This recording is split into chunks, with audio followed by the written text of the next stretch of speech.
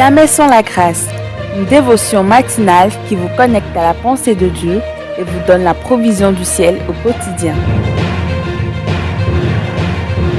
Bonjour chers amis internautes, une nouvelle journée, une nouvelle provision. Nous allons prier. Père éternel, merci beaucoup pour ce moment que tu veux partager avec nous. Nous remettons cette journée de mercredi en tes mains, Seigneur. Au nom de Jésus. Amen. Chers internautes, nous allons continuer dans notre passage et comme nous l'avons vu hier, Dieu, il a mis à notre disposition le Saint-Esprit. C'est le conseiller et il nous conseille à tout moment. Il connaît toute la parole de Dieu et il peut ramener chaque fois la parole de Dieu pour nous aider à prendre des décisions. Mais si nous sommes orgueilleux, nous pouvons ignorer complètement les conseils et faire à notre tête. Et cela, ça ne va pas plaire à Dieu.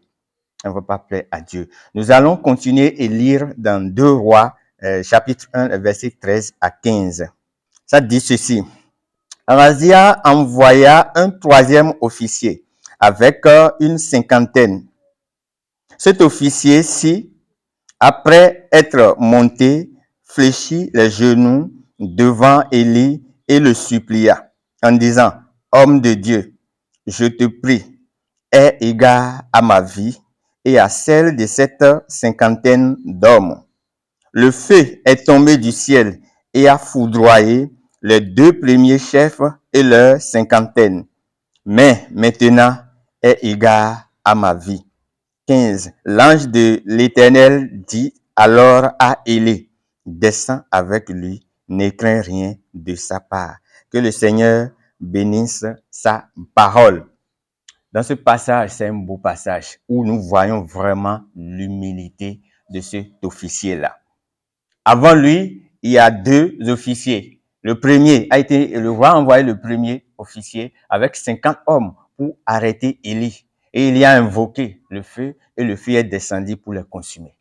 Et le roi, dans son orgueil, a décidé d'envoyer encore un autre officier avec 50 hommes pour l'arrêter, pour arrêter Élie. Et Élie a invoqué le feu a consumé encore les 50. Le roi ne s'est pas arrêté. Il voulait envoyer à cause de son orgueil, parce qu'il ne voulait pas qu'on s'oppose à ce qu'il voulait faire, coûte que coûte, même s'il ne réfléchit pas avant de prendre des décisions.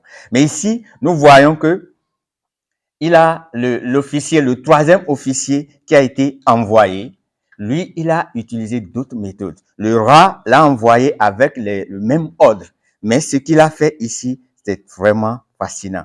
La chose dit, il n'a pas regardé à tout ce qu'il a à sa disposition. Il n'a pas regardé l'arme, les armes sophistiquées qu'il a. Il n'a pas regardé aux soldats. Il n'a pas regardé au mandat du roi. Mais arrivé là, il a déposé les armes et il a fléchi les genoux. La Bible dit que, arrivé là, la première chose qu'il fit, c'est d'aller fléchir les genoux devant Élie. Et nous avons écouté ses propos. Il a supplié le roi. Il a dit que ma vie trouve une faveur devant toi.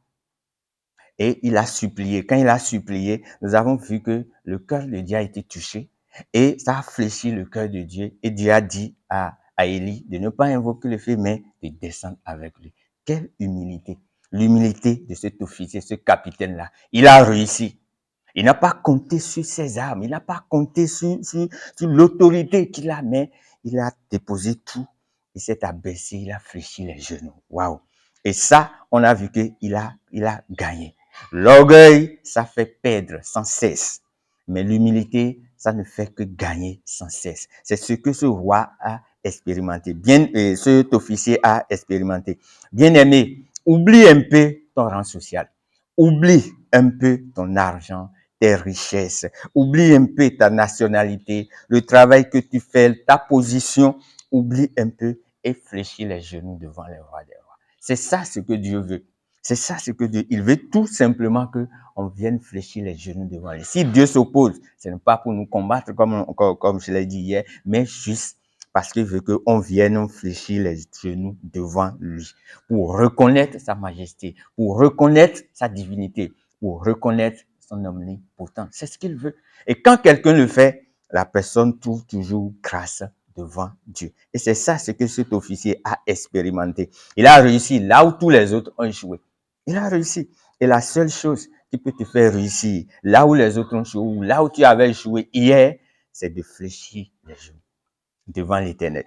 C'est de fléchir pour ne pas échouer. Si tu as échoué dans un domaine passé, ce que Dieu veut, c'est que tu fléchisses les genoux devant l'Éternel. Et tu vas voir que les choses vont commencer par aller. Dieu va accepter, il va reprendre encore, renouer avec toi. Que le Seigneur nous bénisse et on se retrouve à la prochaine. Si vous avez aimé cette émission, parlez-en à vos amis. Parlez-leur du message de la grâce et de ce qu'il fait dans vos vies. Pour un sujet de prière, une question ou pour devenir partenaire, contactez-nous au 00229 94 75 80 20. Que Dieu vous bénisse et à la prochaine. En attendant, pensez avec Dieu.